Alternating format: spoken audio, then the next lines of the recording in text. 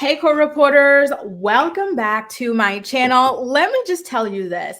When James spilled the tea that he once cheated on Ryan in their relationship, my heart broke. It completely shattered the image that I had of him. Oh, Lord, I don't know if I will ever recover. Obviously, being facetious there, but still, it was really, sad to hear. Now, let's get into a recap of what went down on the fourth episode of the Ultimatum season 2, starting from the top. So, James and Raya decided to pair off in last week's episode. And so we get to see them in their house having their first evening in together. And they play this game where they ask each other questions about their intimate life. And to be honest, Raya's ex-life sounds really sad, when he asks her like if she likes the lights on or off. She says off, which I know a lot of women feel this way, which is normal. But then she goes, and then he goes, eyes open or closed. She goes, closed. I'm like, girl, like what? Like the combination just sounds, because at least with the lights off, you get like a nice silhouette. Maybe you put candles or something, you know what I mean? But yeah, it just sounded really sad to me, to be honest with you. I was like, oh, that doesn't sound great. And then she continues on to ask, well, it's her turn to ask him. And she's like, well, who would you invite to a threesome? And you know who this man says he would invite to a threesome? Ryan Reynolds. And I'm thinking, well, why would you invite Ryan Reynolds of all people? Who's even thinking about Ryan? Like, when was the last time you know what I mean? No shade to him, but when was the last time he had something going on that you would be thinking of him? And why? Is there something we need to know about you, James? And then he explains that it's like not for the intimacy, but to talk to him. And I'm like, you really think, James, that if Ryan Reynolds was summoned to have a threesome with you and your gorgeous lady, by the way, James, he really lucked out. To me, he got the two prettiest girls there. He's got Raya, and he's got, what's the girl's name? It's not James. Is her name James? Ryan. Like both of those girls are really, really, really stunning to me. So imagine Ryan Reynolds is summoned to join him in a threesome with either Raya or Ryan. And James goes, oh, sorry, Ryan, we're not actually going to be having intercourse. I just want to talk to you. Like, what? It just sounded so funny to me. So Raya, and so this is where like her sex life sounds sadder and sadder. She jokes about not knowing what foreplay is. And I'm like, is this shade at Trey? Is this the reason why you do not want to marry that man? Because he's really selfish. Like, first of all, he doesn't do romantic things for you because he's been traumatized from the one time you didn't appreciate a gesture of his. And so he decided for the remainder of your relationship, he will never do anything romantic, including foreplay. And so James starts explaining what it is, but also his idea of non-actual foreplay. So to James, it's, doing the dishes for you, or buying you flowers, or cuddling up for a movie, like just a bunch of just really sweet things. And he just seems very, very mature. And Raya's like immaturity starts to show. I should like go back and look at how old the girl is, because to me she sounded like an 18-year-old or something like that when they were talking about intimacy. I was like, girl, what you got going on over there? You don't sound like a grown woman to me. And so she's like, does a hug count as foreplay? I'm like, oh Lord, we've got a lot of work to do with you. And then she's like, I think I seem to be missing foreplay in my life. And I'm like, what are you doing with this man? He doesn't do anything for you. He doesn't take you out on dates. He doesn't hug you. He doesn't what are you doing with this man? You know what I mean? So next we've got Roxanne and Alex. And so, like I said, these two have literally nothing in common. The only thing that they want to talk about is work. And it's like that hustle culture stuff is so 2016, 2017, 18. Like, it's played out. We're in the soft life era. We want to live nice. You know what I mean? Like, it's not inspiring at all. It's actually kind of sad to me to see these people just like make work their whole life and identity. You know what I mean? So like when they talk about like their first evening together and how great it is to be together, guess what they say? Oh, it's so great that we're emotionally we're that. No, it's great that we get to work together. Like, we'll work and then we'll take a break to eat, then we'll work again. I'm like, really? Like, what? I'm flabbergasted every time they talk. I don't know if they feel like they're coming off as like girl boss, boy boss, or whatever, but to me it's seeming like y'all need a little bit of help here. So Now let's go back to James, the nice, relaxed guy.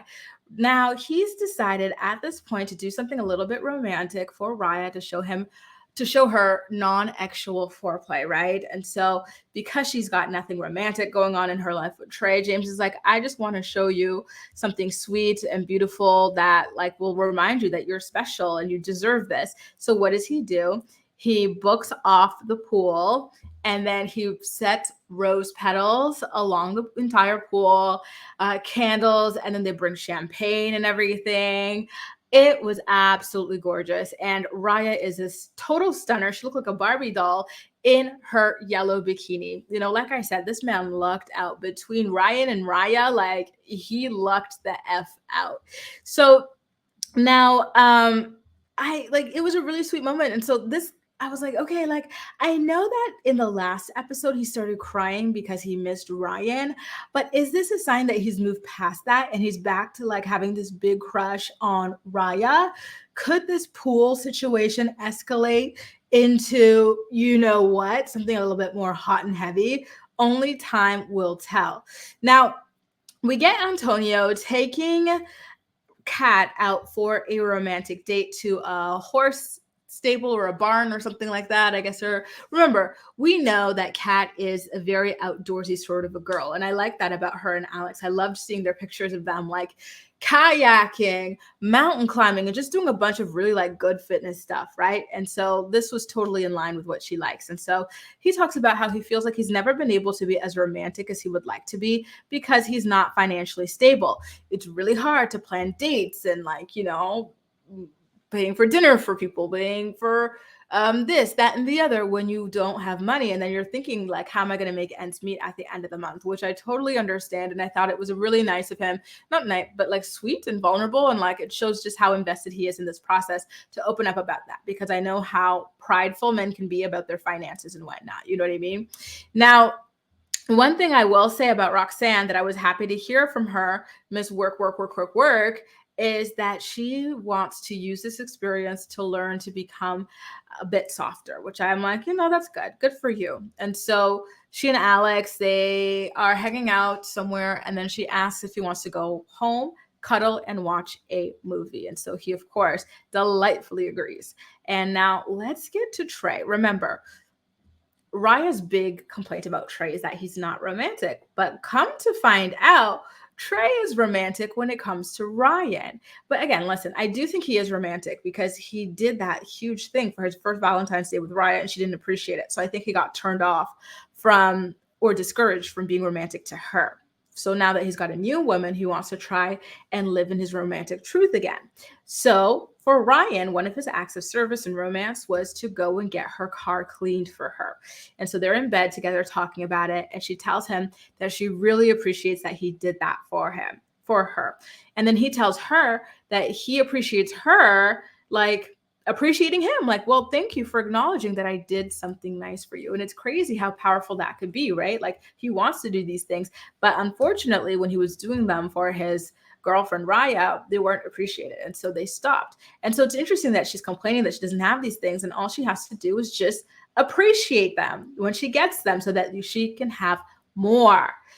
Ah, Lord, I wonder if they can work on this coming back together when they have to live, their week as a couple again. Like, can she start appreciating so that he can start being romantic again? And will that help their relationship play out? We'll see, or progress. Sorry.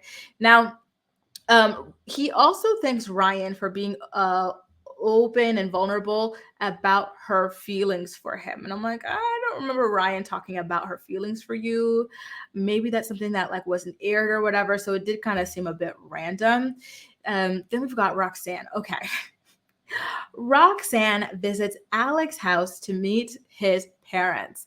And let me just say, Alex comes from Moolah because his house was very big and nice. Well, actually, maybe it depends on where he's from. I don't know where these people live. I know it varies from state to state, having a house like this. Maybe in one place it costs a million, maybe in another place it costs like 300,000. I'm not sure.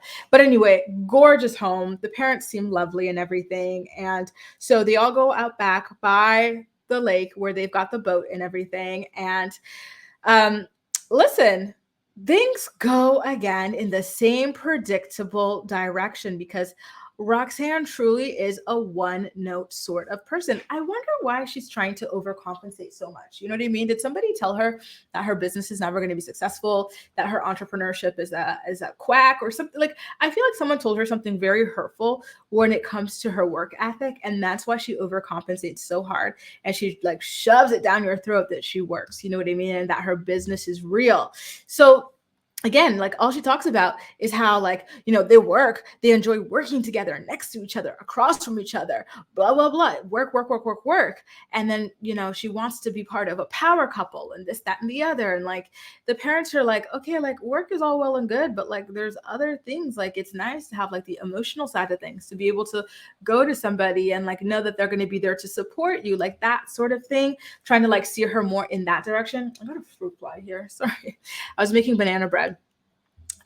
So that, I hope she takes that to heart and starts kind of thinking about things more from an emotional perspective. We're not here to find a coworker, Roxanne. Like anybody can find a coworker anywhere. Just go to like a co-working space if you're so desperate for a coworker, right? So as she sits down with Alex's parents, she starts talking a lot of crap about her boyfriend Antonio. And let me just say this, Roxanne, you do not deserve Antonio. You are so mean and disparaging to this man. I have never, ever heard Antonio say one singular bad word about you, ever, in this entire experiment.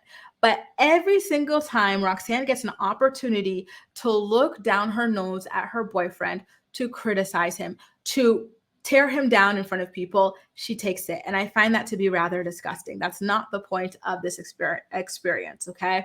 And so she talks about how he is not ambitious enough, which, I get can be a turnoff. I'm turned off by unambitious men, but that's why I don't date them. So I don't understand why Roxanne went and dated this guy. Not only that, but apparently they break up and get back together all the time. So why do you keep going back to this unambitious guy if you hate it so much, right? And so again, after she talks crap about her boyfriend, she goes back to talking about her favorite thing, which is how she and Alex just work all day, and that she brags that they haven't gotten to know each other, and that they just, I don't know, like she acts like it's this great thing that like throughout this experiment, she and this guy have just worked and not gotten to know each other. And then the parents seem like enthused by that as well. And I'm like, why are you all acting like that's a great thing? That's actually really sad and like weird. Like, we're not here. This is not a co-working experiment, you guys. Like, what? Okay, I'm happy that I'm done with my notes on this couple because they really frustrate me. Now, let's get back to Raya and James. Remember, they're just hot off of their romantic pool date that he had put together for her. And then they go back to their apartment. And unfortunately, things take a turn for the worse. I don't know why Raya asked James so many times if he wanted to hold her hand. They were just sitting there, like she was on the floor and he was on the couch. And she's like, "Do you want to hold my hand?" He's like, "Not like it's a time and place thing. Like, I hold, like, I want to hold hands while we're walking. I want to hold hands while I'm driving, or this, that, or the other." But she doesn't understand. She wants to hold hands right here, right now, like all awkwardly in the living room. Like, girl, I don't know. It feels like she's been so deprived of like romance and emotion in her relationship that she's like really trying to like jam it in somewhere instead of letting things flow naturally. Look at what this man just did for you, Raya.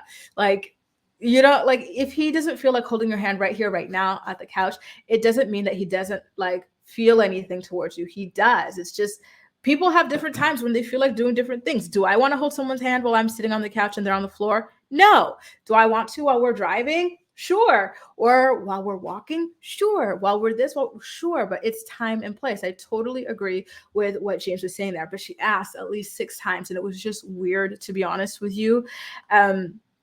And so he explains to her that she complains about a lack of affection. And so he's trying to let her know, Raya, affection isn't just physical, okay?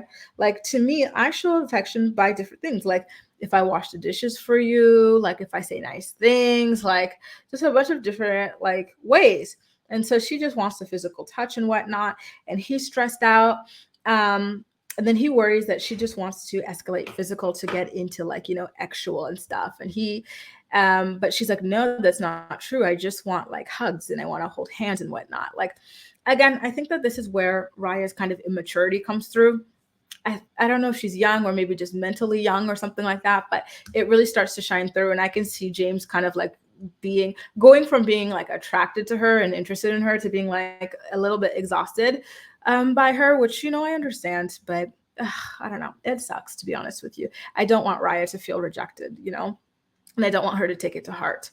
So James does open up at this point about how he's cheated on Ryan once before. And you guys, that made me so damn sad for Ryan. I'm like, Ryan, are you really begging for marriage from a man who already showed you that he can be disloyal to you? Like, why are you even still with a man who would cheat on you in the dating phase that's so young? Like, it's not like you guys are strapped together and have to like stick it out for anything. Like, bounce, girl. And then on top of that, you have to beg him for marriage like he's the prize. I could never. But on the flip side, I do know that Ryan's going to be happy to watch this playback because James says that it was the worst year of his life, though, when he did that. And he never wants to do it again. And so that's why he doesn't want to have like a lot of physical touch with Raya in case that sort of thing escalates and in the wrong direction, which I totally, totally understand. Oh, Lord have mercy. Now, let's get to, speaking of Ryan, let's get to Ryan's relationship with Trey. They are on a boat. He has packed a lot of fruits, and it's a nice, like, beautiful day. They're enjoying themselves. She loves that he packed fruits for their little adventure. And Trey tells Ryan that living with her has been better than living with anybody else. And he's lived with a few women in his life. And one thing I notice about Ryan is whenever Trey compliments her or anything like that, she just smiles and looks down. So that's basically what she did. I don't think she's feeling Trey the way that Trey is feeling her. And to be honest, I think she's missing her James. Again, this is a 7-year relationship between two really young people. I think she's fixed on him and just wants to be with him. Now, at this point, Trey takes the opportunity to announce to her that he has developed feelings. And I was like, wow, like it's like I said in episode 1 or 2, I think Trey is very easy. I don't think he's used to attention from women. I don't think he's used to being complimented by women. So whatever a woman like gives him the slightest crumb of any of that, he's ready to give it all, for her. We saw that play out with Lisa in episode 2, I want to say, or episode 1, I don't remember. But Lisa, who had just gotten off from dissing Trey's girl, like the first night there, calling her all kinds of hoochie mama, this, that, and the other, and just really like attacking her. She compliments Trey one good time and he's in love with her. And he's like, wow, you're the ideal woman. And now look, Ryan spent a couple days with him and he's in love. Like, I think he needs to develop his self-esteem, to be honest with you. So he says that he's developed feelings for Ryan because he feels more valued than he has in a long time, because she plans dates and she can be thoughtful with him. And I'm like, all right, like I understand the reasoning, but again, I think that you need to work on not being so quick, to be honest. Now, he says that he does love Raya, but he's got feelings for Ryan. And then he tells Ryan that he feels like he can make her happy. And did you guys notice? Not once did Raya say anything reciprocal. He's like, when she hears him say, I've developed feelings for you, she's like, you're so thoughtful to me. And like, this is why I'm developing feelings. She's like, he goes, I think I can make you happy. She's like, oh, that's good. It's chilly out here, and he just keeps going on and on. I'm like, this is what I mean when I say you need to develop some self-esteem, dude, because then you would see the writing on the wall here. She is just not that into you, unfortunately. Oh, God, Trey, I'm nervous for you. I think she's going to break your heart. I think you're going to continue trying to fall in love with this girl, chasing love, but you're not going to find it in her. And that makes me sad for him because, he seems to be somebody with so much love to give, right? And who just wants to have this ideal, picturesque family and everything, but he's just not finding it. And, I always say this when I recap these shows. One thing that reality TV shows about dating and love have taught me is that you're always going to be seeking if you don't find it within yourself. So I always notice that the people who seem so nice and so giving and stuff, like they get the short end of the stick. It's because they're so nice and so giving to everybody but themselves. Like they need to spend some time giving some of that love, care, and attention to themselves to develop their self-esteem a bit more, if they're going to get that love. I see that in Trey and I see that in Alex. Kat, I'm not sure yet. She doesn't speak very much, but that's what I'm seeing so far. Anyway, you guys, that does it. A recap of what went down on The Ultimatum Season 2, Episode 4. But as usual, I'm more interested to hear what you have to say. So please make sure to leave all of your thoughts and opinions in the comment section down below, and we'll chat. That's all for now. Thank you so much for watching, and see you next time.